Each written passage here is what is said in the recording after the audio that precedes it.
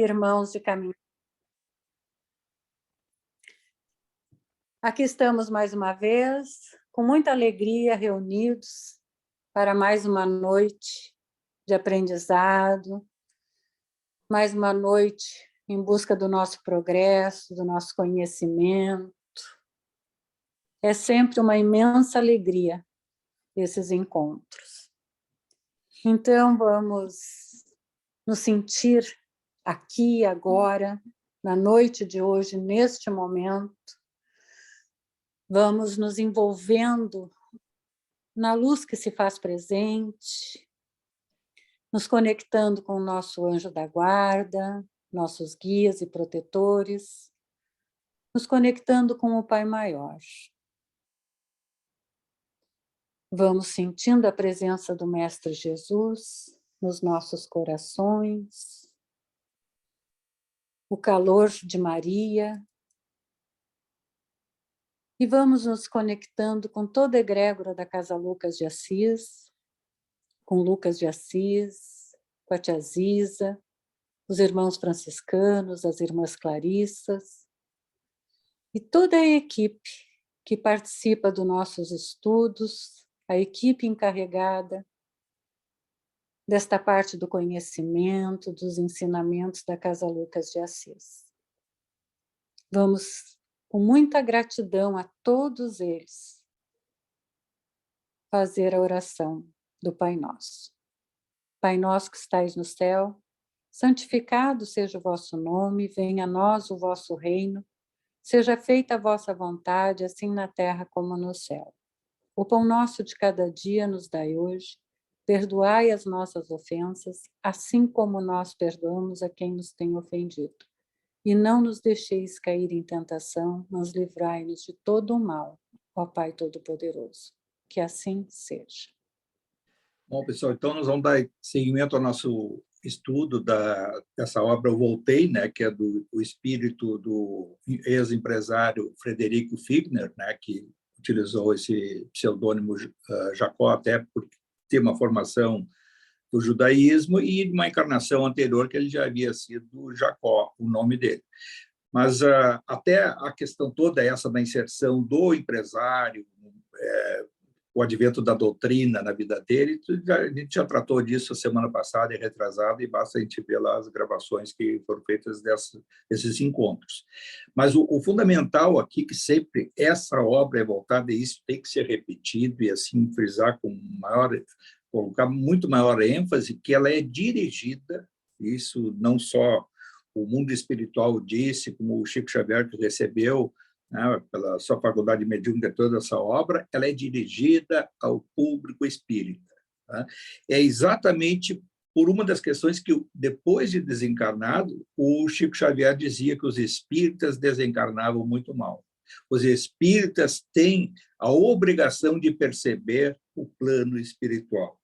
Têm a obrigação de despertar a sua consciência como individualidade no algo a mais do que esse mundo material.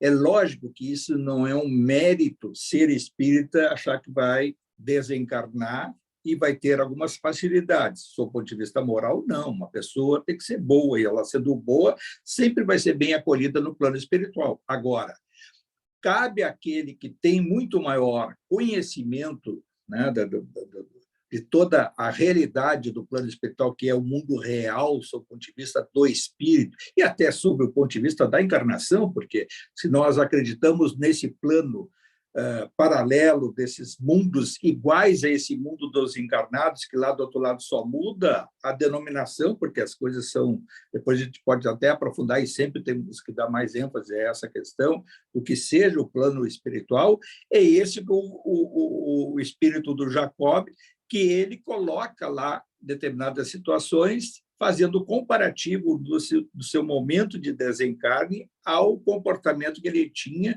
quando era espírita, o quanto que ele se doou para a doutrina, o quanto que ele serviu as pessoas, o quanto que ele procurou praticar realmente a caridade, e esse mérito ele tinha. Mas a gente tem que colocar uma situação de que todo o resultado dessa obra, do livro Voltei, ele foi todo planejado espiritualmente. Depois a gente passa a perceber o quanto que o fato do Bezerra de Menezes, Emmanuel e outros benfeitores que acolhem, além da sua própria filha, né, que havia desenganado, a Marta, que o nome real dela até é Raquel, e ela havia desenganado com 12, 13 anos, e que vai ser uma das que acolhe ele lá do outro lado.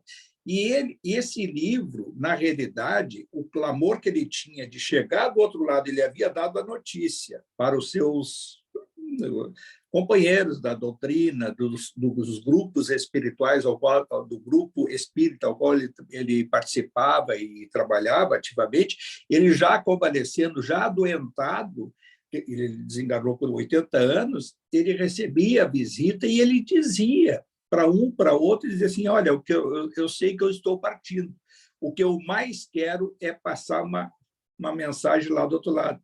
Então, ele fica quase que atormentado a chegar lá do outro lado, desencarnar, e querer achar que tinha uma pretensão de que ia se comunicar com o seu grupo, mandar mensagens, para passar exatamente o que ele estava vendo lá do outro lado. Mas ele tinha uma pretensão espiritual, aquela pretensão individual dele, de achar que, assim como o André Luiz passou e teve todo aquele período dele, né, de 9 anos, nas áreas espirituais mais inferiores, mais densas, ele achava, pô, eu fiz muito mais que o André Luiz na encarnação, então eu acho que, chegando lá do outro lado, eu vou ser merecedor de uma acolhida e de uma recepção espiritual muito mais, assim, do ponto de vista fluídico, muito mais etérea, superior do que foi com o André Luiz. Então, esse era o comparativo que ele tinha.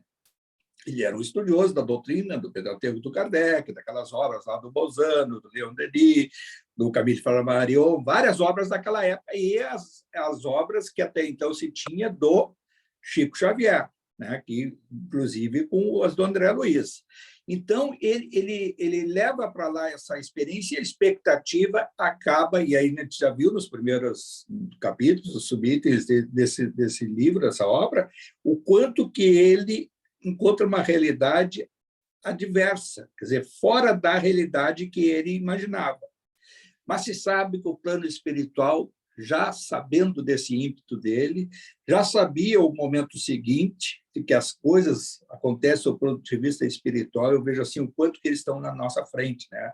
Quando o Emmanuel mesmo dá a sugestão depois de não o Humberto de Campos não utilizar mais o nome Humberto de Campos, e sim o irmão X, e quando ele dá o estímulo em algum momento para não utilizar o Frederico Figner, ele já antevê e diz lá para o Chico Xavier que ele ia entender mais adiante. E realmente depois se entendeu o porquê de utilizar pseudônimos para não dar, às vezes, esse conflito com os seus familiares, ou as pessoas que muitas vezes são intuídas pelas áreas mais densas da espiritualidade inferior, para, como aconteceu com a família do Humberto de Campos, de querer o direito autoral, e também dessa do Figner, que a gente viu também a questão da filha dele, das filhas, né, que não aceitaram que ele, no mundo espiritual, fosse recebido com tanta, quer dizer, ao mesmo tempo atenção, e ao mesmo tempo ele não teve a condição espiritual de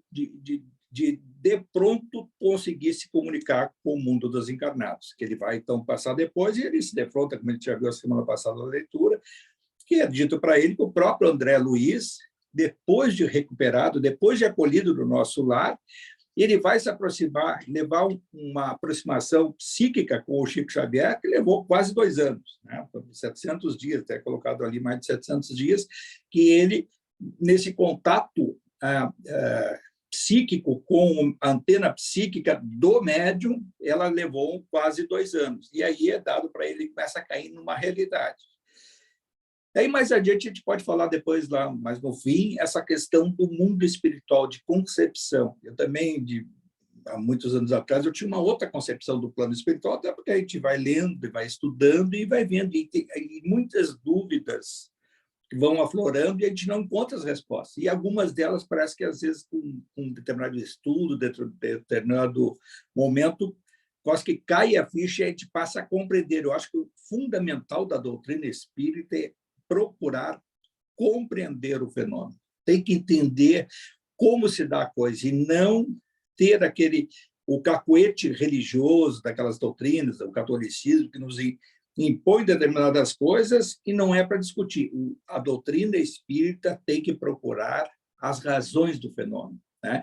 E aí, como diz lá o Kardec, está lá, onde tiver um ponto da ciência, do conhecimento, que houver uma divergência com a doutrina, vamos ficar com a ciência. Então, isso é o aspecto científico da doutrina, ele é religioso, ele religa com o transcendental, e ele também dá uma compreensão da vida no sentido mais abrangente, que é o filosófico. Então, essa questão a gente sempre tem que ter em mente quando a gente estuda a doutrina, como a gente está estudando nesse momento.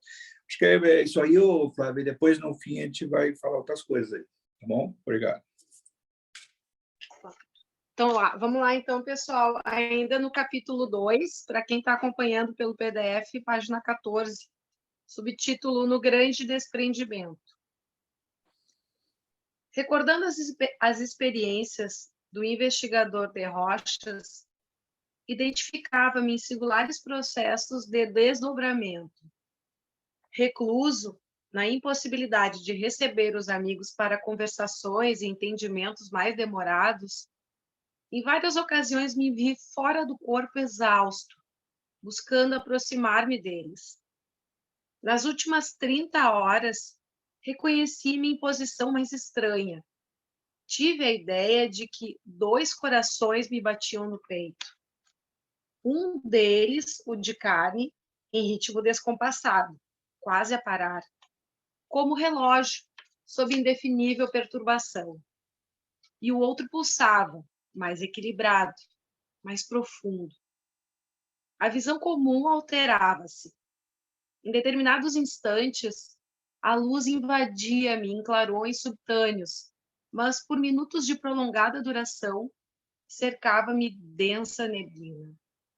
O conforto da câmara de oxigênio não me subtraía as sensações de estranheza. Observei que frio intenso veio ferir-me as extremidades. Não seria a integral extinção da vida corpórea? Procurei acalmar-me, orar intimamente e esperar.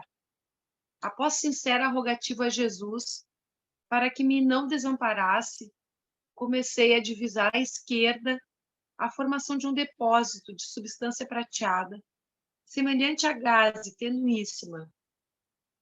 Não poderia dizer se era dia ou se era noite em torno de mim, tal nevoeiro em que me sentia mergulhado, quando notei que 2 mãos caridosas me submetiam a passes de grande corrente.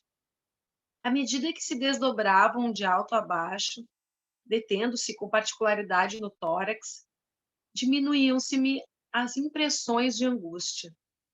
Lembrei com força o irmão Andrade, atribuindo-lhe o benefício, e implorei-lhe mentalmente se fizesse ouvir, ajudando-me. Qual se estivesse sofrendo melindrosa intervenção cirúrgica, sob máscara pesada, ouvi alguém a confortar-me. Não se mexa. Silêncio. Silêncio. Concluí que o término da resistência orgânica era questão de minutos. Não se estendeu o alívio por muito tempo. Passei a registrar sensações de esmagamento no peito. As mãos do passista espiritual concentravam-se-me agora no cérebro. Demoraram-se quase 2 horas sobre os contornos da cabeça. Suave sensação de bem-estar voltou a dominar-me quando experimentei abalo indescritível na parte posterior do crânio. Não era uma pancada. Semelhava-se a um choque elétrico de vastas proporções no íntimo da substância cerebral. Aquelas mãos amorosas, por certo, haviam desfeito algum laço forte que me retinha ao corpo de carne. Senti-me, no mesmo instante, subjugado por energias devastadoras. A que comparar o fenômeno? A imagem mais aproximada é de uma represa, cujas comportas fossem arrancadas repentinamente. Vi-me diante de tudo que eu havia sonhado, arquitetado e realizado na vida. Insignificantes ideias que me tira tanto quanto meus atos mínimos desfilavam absolutamente precisos ante meus olhos aflitos, como se me fossem revelados de roldão, por estranho poder, numa câmera ultra rápida instalada dentro de mim. Transformara-se-me o pensamento num filme cinematográfico, misteriosa e inopinadamente desenrolado, a desdobrar-se com espantosa elasticidade para seu criador assombrado, que era eu mesmo. No trabalho comparativo a que era constrangido pelas circunstâncias, tive a ideia de que até aquele momento havia sido o construtor de um lago cujas águas crescentes se constituíam de meus pensamentos, palavras e atos, e a cuja tona minha alma conduzia a seu talante o barco do desejo. Agora que as águas se transportavam comigo de uma região para outra, via-me no fundo, cercado de minhas próprias criações. Não tenho, por enquanto, outro recurso verbal para definir a situação. Recordei o livro de Bozano, A Crise da Morte, em que ele analisa o comportamento dos moribundos. Entretanto, sou forçado a asseverar que todas as narrações que possuímos, nesse sentido, comentam palidamente a realidade. Minha filha. Observando-me relegado às próprias obras, por que não confessar? Senti-me sozinho e amedrontei-me. Esforcei-me por gritar, implorando socorro, porém os músculos não mais me obedeceram. Busquei abrigar-me na prece, mas o poder de coordenação escapava-me. Não conseguiria precisar se eu era um homem a morrer ou um náufrago a debater-se em substância desconhecida, sob extenso nevoeiro. Naquele intraduzível conflito, lembrei mais insistentemente o dever de orar nas circunstâncias mais duras.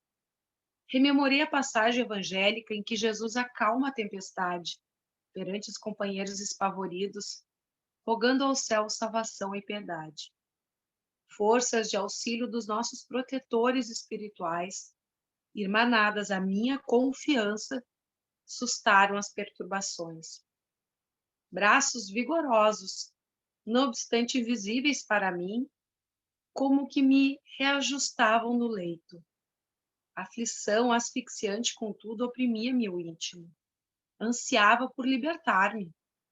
Chorava conturbado, jungido ao corpo desfalecente, quando tênue luz se fez perceptível ao meu olhar.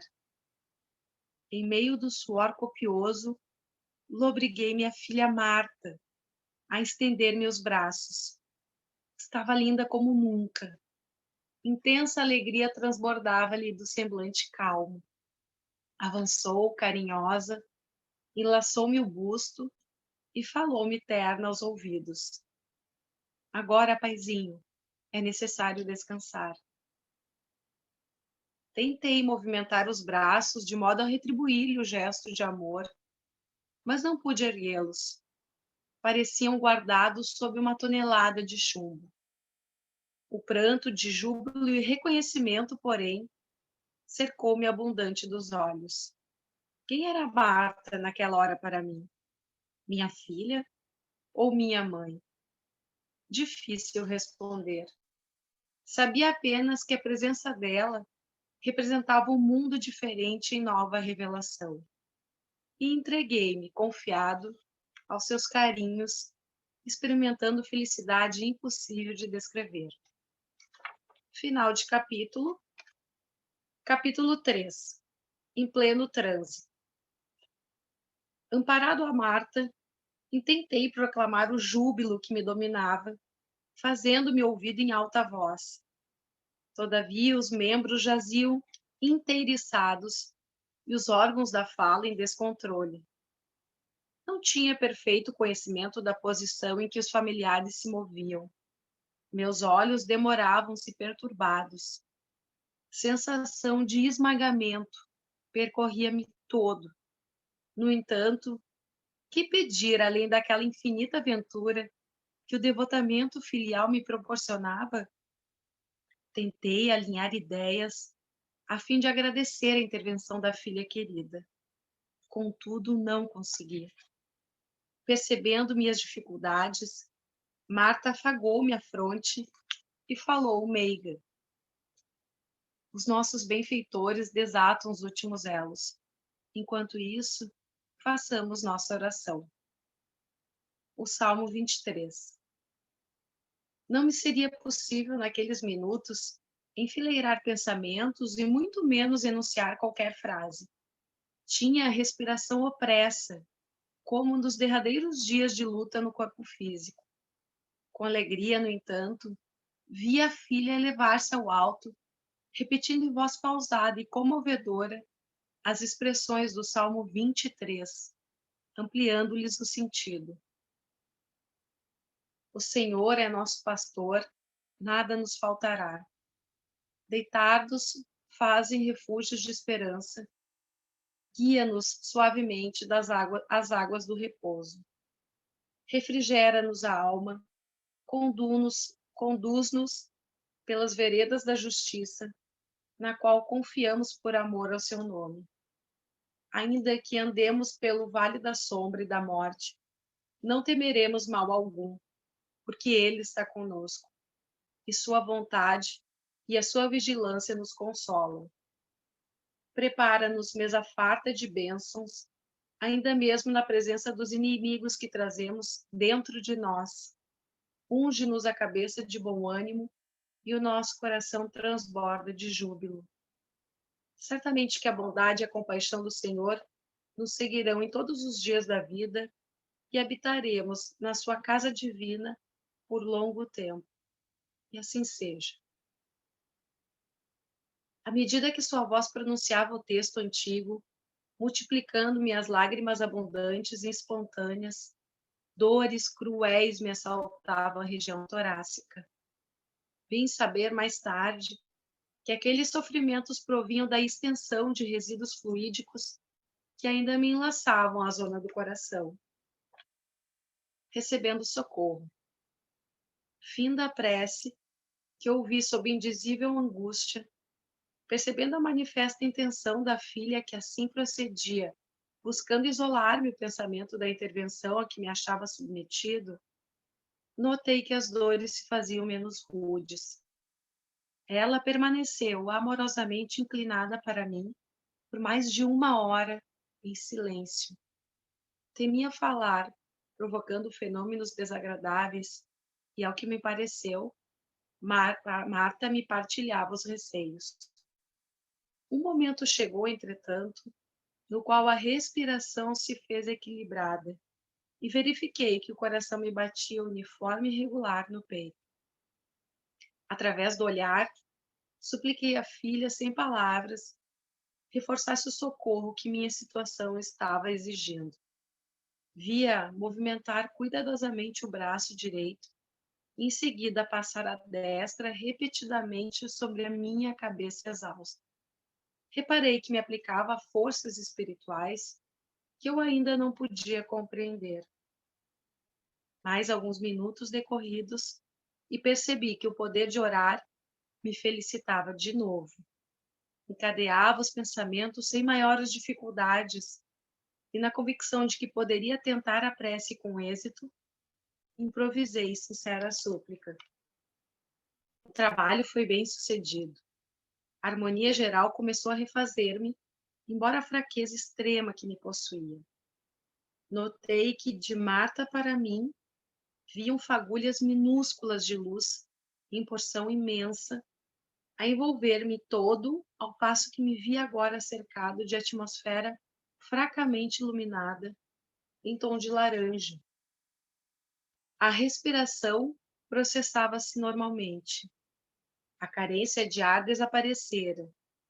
Meus pulmões revelavam-se robustecidos, como por encanto, e tanto bem me faziam as inalações prolongadas de oxigênio que tive a impressão de aurir alimento invisível do ar leve e puro.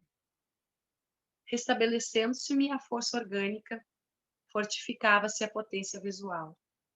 A claridade alaranjada que me revestia causava casava-se à luz comum. A melhora experimentada, porém, não ia ao ponto de restaurar-me a disposição de falar. O abatimento era ainda insuperável. Assombrado, vi-me em duplicata. Eu, que tanta vez exortara os desencarnados a contemplarem os despojos de que já se haviam desvencilhado, fixei meu corpo a enrijecer-se num misto de espanto e amargura. Fitei minha filha com suplicante humildade, imitando o gesto de criança medrosa. Encontrava-me prostrado, vencido. Não me assistia a qualquer razão de revolta. Contudo, se possível, desejaria afastar-me. A contemplação do corpo imóvel, não obstante aguçar-me o propósito de observar e aprender, era-me aflitiva. O cadáver perturbava-me com as sugestões da morte. Impunha reflexões desagradáveis e amargas. À distância dele, provavelmente a ideia de vida e eternidade prevaleceria dentro de mim. Marta entendeu o que eu não podia dizer, fez-se mais terna e explicou-me. Tenha calma, papai. Os laços não se desfizeram totalmente. Precisamos paciência por mais algumas horas. Em posição difícil. Alongando o raio de meu olhar, verifiquei a existência de prateado fio, ligando meu novo organismo à cabeça imobilizada. Torturante emoção, a emoção apossou-se de mim. Eu seria o cadáver ou o cadáver seria eu? Por intermédio de que boca pretendia falar? Da que se fechara no corpo ou da que me serviria agora? Através de que ouvidos assinalava as palavras de Marta? Intentando ver pelos olhos mortos, senti-me atirado novamente a espesso nevoeiro. Assustado, soergui-me mentalmente. Aquele grilhão tênue a unir-me com os despojos era bem um fio de forças vivas, jungindo-me a matéria densa, semelhando-se ao cordão umbilical que liga o nasciturno ao seio feminino. Fitando então o corpo repousado e inerte, simbolizando o templo materno ao meu ser que ressurgia na espiritualidade, recordei, certamente inspirado pelos amigos que ali me socorriam, a enormidade dos meus débitos para com a carcaça que me retivera no planeta por extensos e abençoados anos. Devia-lhe a cooperação precioso amontoado de conhecimentos, cujo valor inestimável naquela hora reconhecia. Cabia-me vencer o mal-estar e a repugnância. Tranquilizei-me. Comecei a considerar o corpo, mirrado e frio, como valioso companheiro do qual me afastaria em definitivo. Enquanto perdurou a nossa entrosagem, beneficiara-me o contato da luta humana. Junto dele, recolhera bênçãos inextinguíveis. Sem ele, por que processos continuaria o aprendizado? Fixei-o enternecido, mas aumentando meu interesse pela organização de carne, imóvel, incapaz de separar emoções e selecioná-las, afundei-me nas impressões de angústia. Minhas energias pareciam retransferir-se aceleradamente ao envoltório abandonado. Insuportável constrangimento martirizava-me. Percebi os conflitos da carne desgovernada. A diferença apresentada pelos órgãos impunham-me terrível desagrado. Registrando minhas dificuldades, Marta informou bondosamente. Lembre-se, paizinho, da necessidade de concentração na prece. Não divague. Esqueça a experiência que terminou, sustentando a mente em oração. A custo, retornei a mim mesmo e me mantive no recolhimento necessário. E o objetivo agora era não pensar. Se avançava no futuro, Estranhas vertigens me assediavam. Se me demorava analisando o veículo físico, vigoroso e inesperado impulso me reconduzia para ele. Que fazer de mim, reduzido a minúsculo ponto sensível entre duas esferas? Aquietei-me e orei. Entre amigos espirituais. Rogando a Jesus me auxiliasse a encontrar o melhor caminho, observei que minha capacidade visual se dilatava. Curiosos fenômenos de ótica afetavam minha retina hesitante. Alterara-se minha noção de perspectiva. A imagem do ambiente parecia penetrar-me. Objetos e luzes permaneciam dentro de mim ou jaziam em derredor?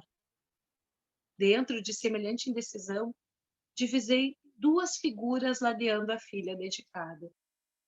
Centralizei, quanto possível, o propósito de ver, mais exatamente, e tive o esforço compensado. Ambos os presentes se destacaram nítidos. Que alegria me banhou o ser! Num deles, identifiquei sem obstáculos o venerável Bezerra de Menezes, e no outro, adivinhei o benemérito irmão Andrade. Pelo sorriso de compreensão que me endereçaram, reconheci que os dois me haviam notado a surpresa indescritível. Todavia, meu júbilo do primeiro instante foi substituído pela timidez. Enquanto nos debatemos na lida material, quase nunca nos recordamos de que somos seguidos pelo testemunho do plano espiritual nos mínimos atos da existência. Falamos, com referência aos espíritos, com a desenvoltura das crianças que se reportam aos pais a propósito de insignificantes brinquedos. Senti-me repentinamente envergonhado. Quantos sacrifícios exigira daqueles abnegados amigos? Apesar do natural acanhamento que a presença deles me infligia, tudo fiz por levantar-me de modo a recebê-los com a veneração que mereciam. Tentei, porém, debalde erguer-me. Percebendo minha intenção, abeiraram-se de mim. Cumprimentavam-me com palavras confortadoras de boas-vindas. Com gentileza, explicou-me Bezerra que o processo liberatório corria normal, que não me preocupasse com as delongas, porque a existência que eu desfrutara fora dilatada e ativa. Não era possível, disse bondoso, efetuar a separação do organismo espiritual com maior rapidez. Esclareceu também que o ambiente doméstico estava impregnado de certa substância que classificou por fluidos gravitantes, desfavorecendo minha libertação. Mais tarde, vim a perceber que os objetos de nosso uso pessoal emitem radiações que se casam às nossas ondas magnéticas, criando elementos de ligação entre eles e nós, reclamando-se muito desapego da nossa parte, a fim de que não nos prendam ou perturbem. Após instruir-me benévolo, recomendou-me Bezerra esquecesse o retraimento em que me refugiara, confiando-me a pensamentos mais elevados, de maneira a colaborar com ele para que me subtraísse ao decúbito dorsal. Pus-me a refletir na infinita bondade de Jesus, enquanto o dedicado amigo me aplicava passes, projetando sobre mim, com as mãos dadivosas, abundantes jatos de luz. Ao término da operação, acentuara-se-me a resistência. A rigor, não pude levantar-me nem falar. Ambos os benfeitores, porém, seguidos de Marta, que nos observava com visíveis mostras de contentamento, retiraram-me do leito, determinando que me amparasse a eles para uma jornada de repouso. É necessário sair de algum modo, acentuou Bezerra em tom grave. Conduzi-lo-emos à praia.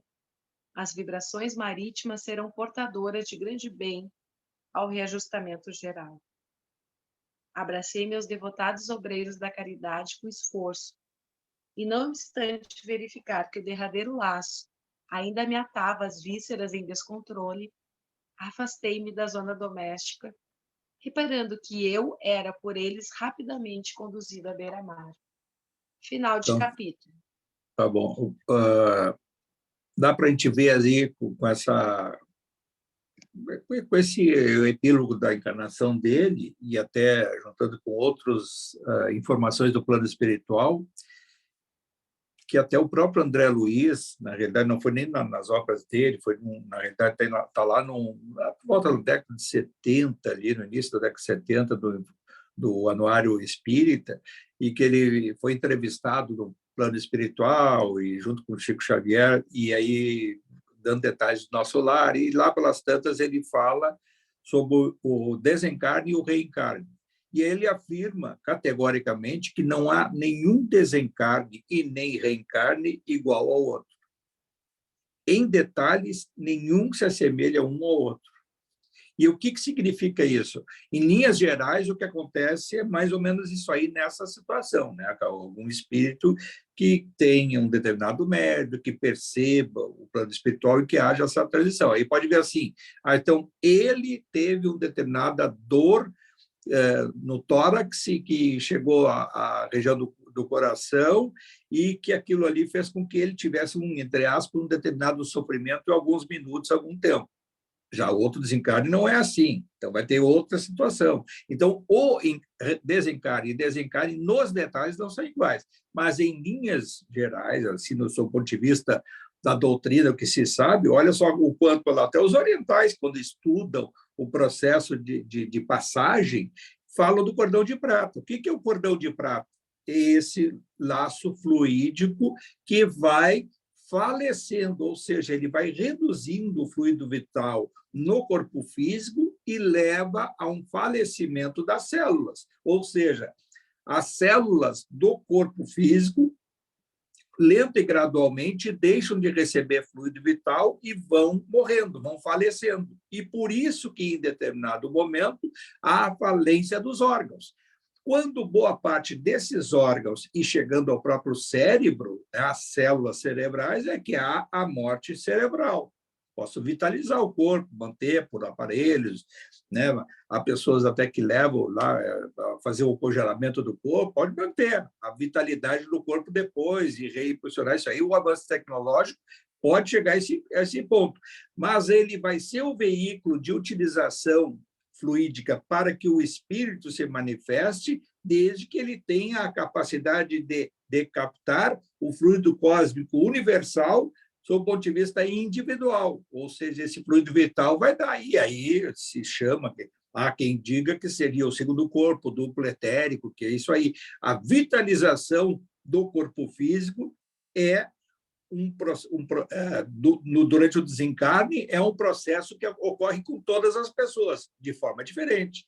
Se houver um acidente fatal, né, de alguém que desencarne por esmagamento ou por uma falência fatal do corpo físico, ele vai se dar abruptamente, e esse cordão de prata vai ser abruptamente rompido e vai haver sob o ponto de vista individual, ou seja, a luz, o espírito, que é imortal, ele vai receber esse impacto. E, em geral, também, se houver um determinado mérito, ele é levado em coma, vai levar ele adormecido, né, com estado de consciência alterado individualmente para uma área de recuperação, ou poderá acontecer, como ocorre, né, se sabe de vários acidentes que ocorrem, às vezes, em vias públicas, que há espíritos que estão ali, naquele ambiente, naquele momento, presos psiquicamente ao ato que levou ao seu desencarne, né? Isso se dá também quando o próprio espírito quer se autodestruir pelo próprio suicídio, que muitas vezes ele acha que a morte é o sono eterno, é o descanso, é o nada, e ele percebe que a causa que deu ao suicídio não gerou efeitos, ou deu um tiro, ou se enforcou, tomou veneno, seja lá o que for, ele vai perceber que ele está atormentado espiritualmente, preso àquele corpo ou perto daquele corpo, e quando ele cai na consciência de que ele não conseguiu se autodestruir, ele quase que recebe a sensação que se tem, aí são também várias situações em que vários suicidas vão relatar de forma diferente. Em linhas gerais, vai dar assim, quase que desmaia, quase que há uma falência espiritual e que ele cai como se fosse uma folha seca lá embaixo. Vai ser na dimensão lá inferior da que circunda o nosso planeta espiritual, ou seja, as nossas dimensões espirituais, que podemos chamar de abismo, né? Então, são zonas intermediárias que vão se saneando. E aí vai entrar um outro componente, se essa autodestruição foi induzida, se houve um determinado fator externo, né? Ou uma indução de outras circunstâncias não tão diretamente associadas à vontade daquele que a praticou, ou atormentado por uma determinada doença mental, né, um estado alterado de consciência, drogas e outras coisas, já há ramificações lá nessas zonas inferiores que acolhem esses espíritos conforme a necessidade de tratamento posterior. Bom, isso, se a gente fosse falar em desencarne, pode-se falar de uma série de situações. Agora, o que eu até coloquei na introdução, a questão do Bezerra de Menezes, de estar ali, o irmão Andrade. Quem é o irmão Andrade? O irmão Andrade era um espírito médico, né? Vê só, nós estamos tratando de 3 espíritos aí, médicos, né? O Bezerra de Menezes, que era médico, o irmão Andrade, que era médico, e o André Luiz, que era médico. Vejam só, então, essas 3 figuras envolvidas nessa obra. Essa obra ela teve o grande objetivo, liderado pelo Emmanuel, de aproveitar essa experiência do Figner, esse Frederico Figner, para considerando o mérito que ele teve de ter todo esse desenrolar, acolhido junto com a filha dele, mas a pretensão dele para alerta aos seguidores da doutrina espírita. O alerta de achar que muitas das coisas que a gente faz, a gente passa a comparar com a vida de outros. E ele passou a se comparar, em determinado momento, na doutrina, com as palestras que ele dava, com a assistência espiritual que o irmão Andrade, como médico, passava para ele o receituário homeopático para diversos espíritos doentes e até espíritos desencarnados e os encarnados que procuravam o centro dele. E ele dava a orientação e ele vai depois, nós vamos ver mais adiante aí, se dá conta o quanto que ele foi mecânico tratando com muitos dos obsessores.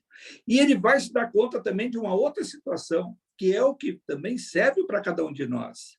O quanto que os obsessores sabem muito mais da nossa vida do que nós imaginamos. A gente vai ver que depois ele vai procurar conviver nos ambientes onde esses obsessores, os alcoólatras, ou até drogados e outras situações que ficam subentendidas na obra, é que esses espíritos dizem, e aí, irmão Jacob, aí, Figner, e aí, onde é que tu anda? E aí, aí é aquela coisa, e aquele espírito superior, aquele anjinho, quer dizer, eles se dirigem para ele, e aí se sabe depois que palestras que o Chico Xavier dava, e ele achava esse aí um dos livros mais importantes, que ele disse assim, do seu ponto de vista do estudo da doutrina pelos médiuns, é essa obra, e ele dizia assim, o quanto que somos frágeis diante dos nossos chamados obsessores, que nos achamos superiores a eles. E ele sabe muito mais da nossa vida.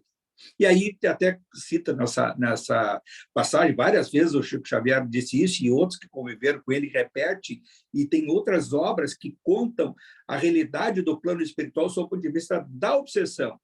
E há espíritos, entre aspas, obsessores, que cobram. Aí hoje, chegar lá no centro espírita, vai dar uma palestrinha, ou vai ser lá o dirigente, ou vai ser o doador de energias, dando mensagenzinha, e naquela tarde foi alguém que lá discutiu, pensou mal contra alguém, sentiu raiva, ou fez uma fofoca, uma intriga entre um que o outro, ou praticou um ato obsceno na sua vida, ou muitas vezes compactou, é um adúltero, ou é isso, ou é aquilo. Ele sabe muito mais na nossa vida do que a gente acha que a espiritualidade superior, a gente se acerta com Deus. E aí veio aquela questão religiosa de a gente achar assim, eu me acerto com Deus, eu e alguns até não querem aprofundar muito, muitas vezes até a discussão religiosa, e diz assim, não, é eu e o homem lá de cima, e não quer conversa de intermediário, não quer...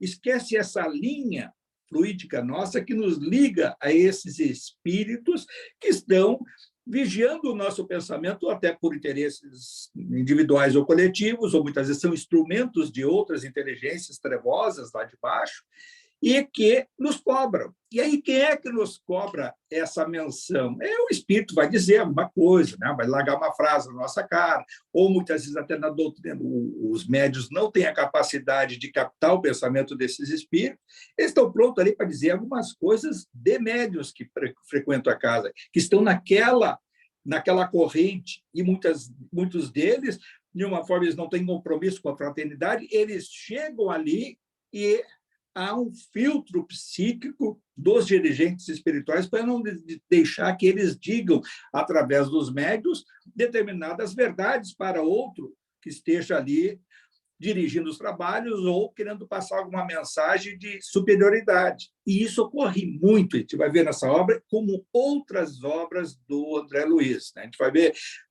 não pode ir lá ver alguma coisa no nosso lar, tem nos Mensageiros, né? E assim por diante, em outras obras que a gente estuda e percebe o quanto que essa espiritualidade inferior está presente no nosso dia a dia.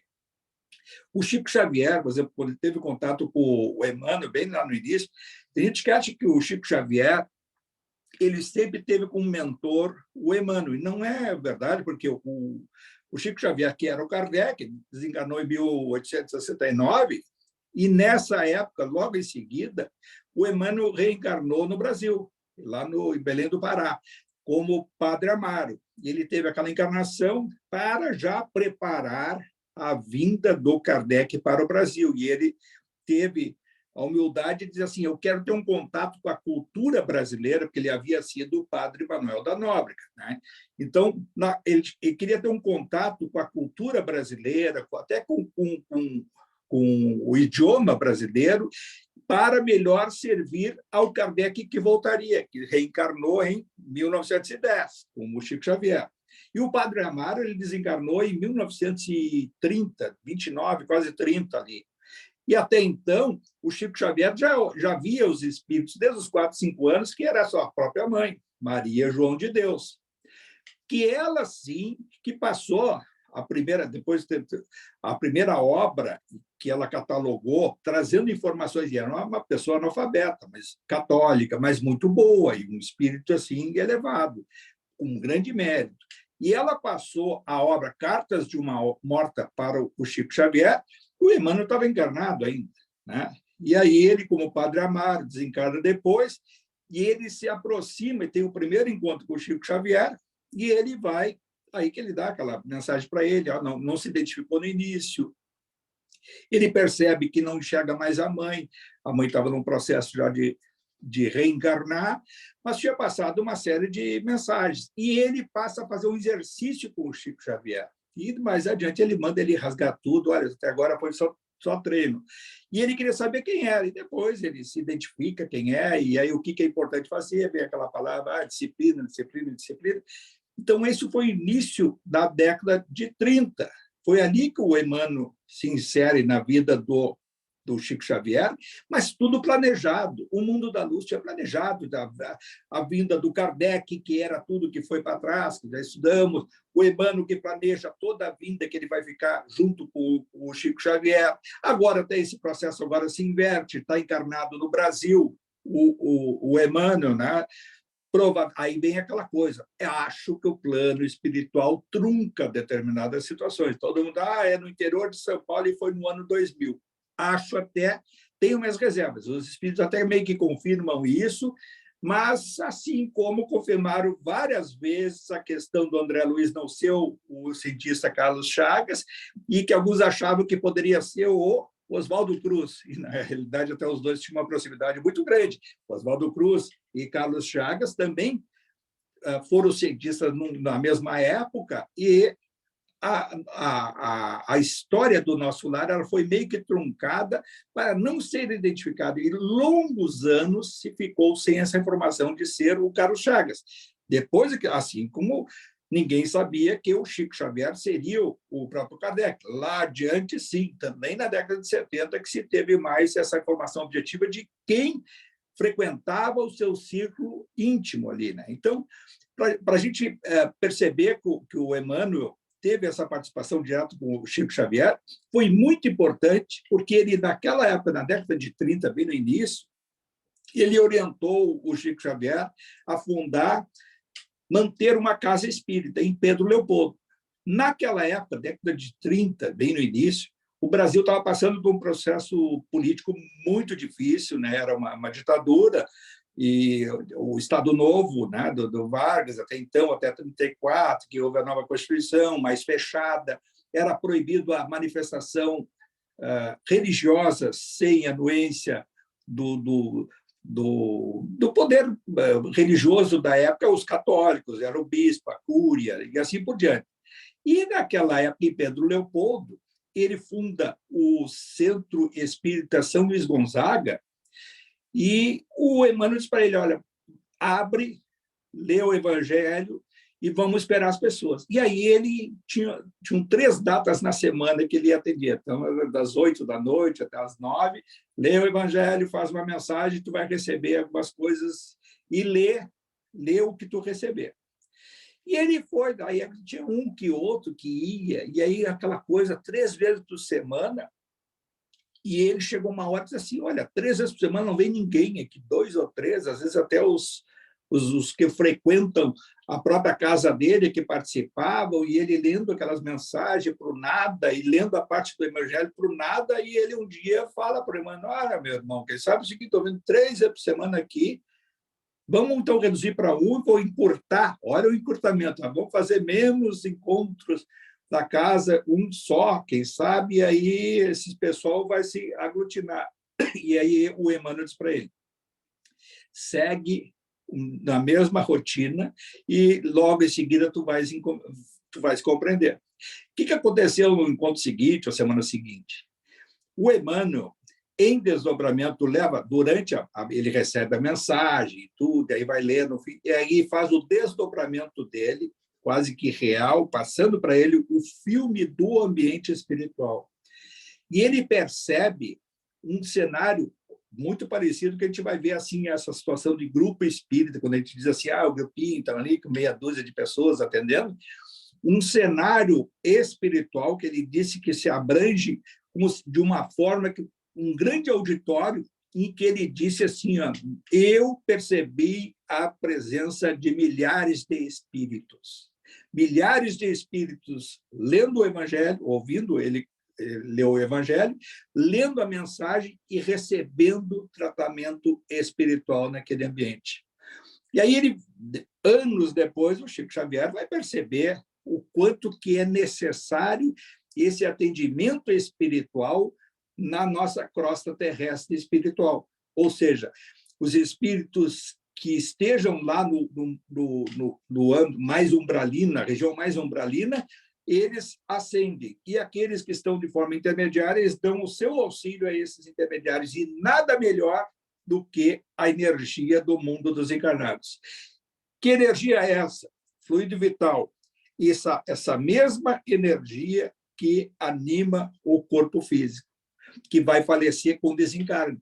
E é esta mesma energia do passe que recebe ali o irmão Jacob, naquele momento que ele está como um moribundo, já falecendo os seus órgãos, e ele recebe essas emanações dos passes daqueles que estavam visitando ele na sua casa, que eles já estavam percebendo que ele ia desencarnar, e ele também percebendo que ia desencarnar, recebendo aquele passe, e o passe espiritual que estava sendo emanado para ele estava se utilizando das energias dos encarnados que estavam doando o fluido vital. Se tem uma vantagem do mundo dos encarnados em relação a o mundo espiritual, é a capacidade de produzir fluido vital. O corpo físico, com o comando mental, tem uma capacidade de doar o prana, que é o fluido vital, que é esse duplo etérico, essa vitalidade que nós damos a todas as coisas no universo. Todas as coisas, incluindo até os bens materiais. Porque tudo, aí é aquela questão, nossa, se a gente estuda, não pode ser um estudo que vai ficar um conhecimento teórico que vai ficar solto na nossa capacidade de raciocínio. Está lá no Livro dos Espíritos, na pergunta, resposta da 540, que nós evoluímos do átomo ao arcanjo e o arcanjo que já foi átomo. Ou seja, todas as coisas que circundam o universo, que estão presentes no universo, elas têm um comando espiritual e uma vocação, em algum momento, através do contato com o fluido universal, a animar uma inteligência primitiva. Ou seja, vai se individualizar bem adiante, mas é necessário que esse átomo esteja inserido no universo. Essa é a razão do universo. Essa é a razão de a gente perceber que o plano espiritual, já está no fim, o plano espiritual, ele é fundamental que a gente perceba as dimensões espirituais. Eu levei muito tempo para perceber, eu lia nos livros, e aí eu assim, e aí o plano espiritual, aquelas coisas acontecendo lá do outro lado, relatados lá do outro lado. Seja o livro que for, muitos de vocês já devem ter lido essas coisas. E aí o fulano foi para o mar, olha ali, o Bezerra levando ele lá para o mar. Mas como é que tem mar no plano espiritual? Eu fui acostumado a estudar que é o fantasminha e tudo é plasmado. O solo não é concreto, é uma coisa etérea. E o que é isso? Mar, daqui a pouquinho, que loucura. Eu li muitos livros, e aí até em determinado momento, assim, mas que mar é esse? Que mata é essa? Isso é uma realidade espiritual que hoje, com as informações, que estudando de uma forma mais detalhada pelas obras mais modernas, aí, entre eles aí os do Inácio, de Long, toda aquela turmas lá, as informações da Joana de Ângeles e assim por diante, todos através da mediunidade de vários médiuns, né, que tenham determinada até situação de respeito nosso, até os romancezinhos que descrevem o plano espiritual de uma forma muito semelhante ao mundo físico, é porque a realidade do plano espiritual ela é de dimensões. O plano espiritual da Terra ela tem as 7 dimensões, como todos os mundos. Todas as moradas do Pai, elas têm 7 dimensões. O nosso mundo é muito limitado. Nós temos aqui a nossa região, que seria a terceira terra, a quarta terra, as zonas umbralinas, tem abaixo a treva, tem o abismo, é a denominação, né?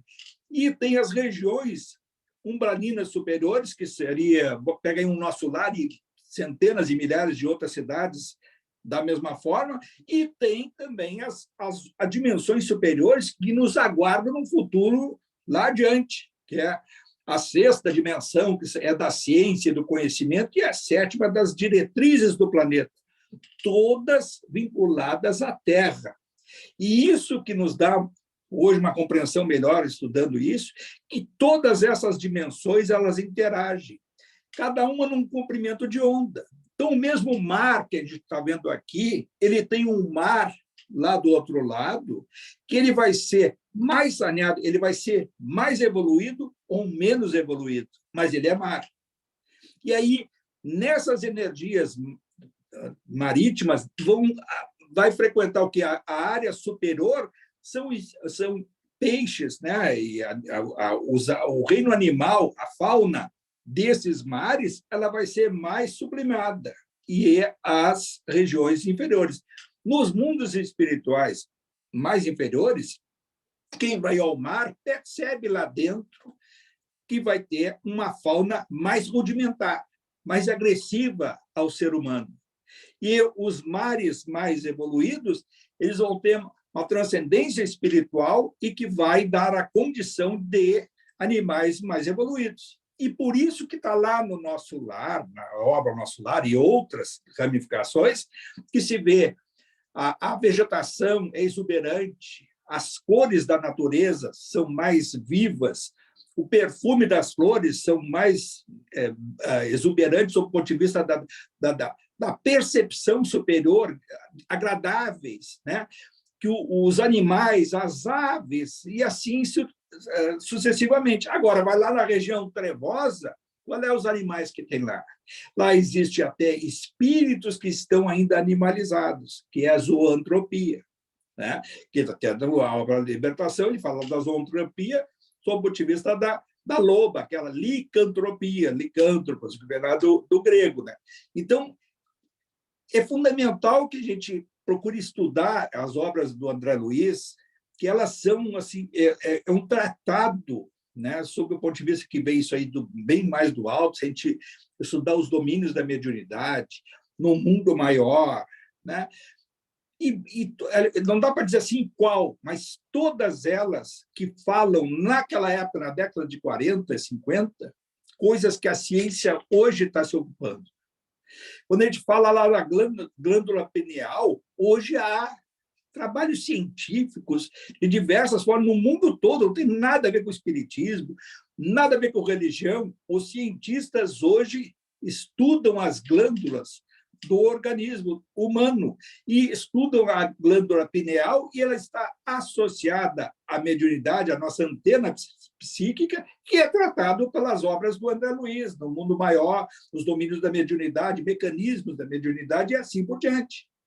Esses corpos que os orientais vão falar e que esses níveis de energia da nossa espiritualidade vitalizando um corpo físico, esses corpos também são tratados em todas as obras, de uma forma ou de outra, das obras do André Luiz. E não é o André Luiz, não é o Chico Xavier, é a codificação, é o Evangelho de Jesus sendo revivido sob o ponto de vista do estudo. É por isso que, às vezes, alguns se atrapalham e alguns têm dificuldade, porque é necessário o contato com o estudo teórico e procurar pensar o que eu já li, o que eu já percebi. Pensar no plano espiritual, sob o ponto de vista, não é simplesmente ler um relato e não tentar raciocinar algumas coisas.